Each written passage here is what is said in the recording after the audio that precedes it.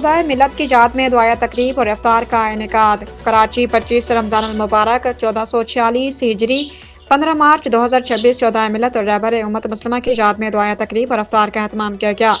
یہ تقریب عزاداری کونسل پاکستان کے زیر اہتمام شام مہران بینکویٹ میں ابو الحسن اصفہانی روڈ نت مسکن چورنگی میں منعقد ہوئی، جس میں علماء کرام، مذہبی، سیاسی اور سماجی شخصیات کی بڑی تعداد نے شرکت کی۔ تقریب میں شریک علماء کرام میں مولانا ناظر تقویٰ، مولانا مبشر زیدی، مولانا اسوجہ رضوی سمیت دیگر علماء شامل تھے، جبکہ مذہبی اور سماجی شخصیات میں سید محمد نقی، علی حسین، عارف دادو، ابرار حسن، کیسر رضا جعفری اور طراب علی سمیت متعدد افراد نے شرکت کی۔ تقریب کی میزبانی کے فرائض مولانا عطر مشدی اور انجم مرزا نے انجام دیے۔ مقررین نے اپنے خطابات میں شہدائے ملت کی خدمات اور قربانیوں کو خراج عقیدت پیش کرتے ہوئے کہا کہ دین اسلام کی سربلندی اور حق کی نصرت کے لیے عظیم رہنماؤں اور جانثاروں نے اپنی جانوں کا نذرانہ پیش کیا۔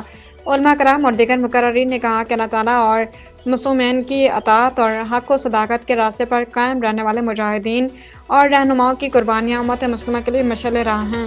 انہوں نے امت مسلمہ کے اتحاد، اخوت اور دین کی سربلندی کے لیے دعا بھی کی۔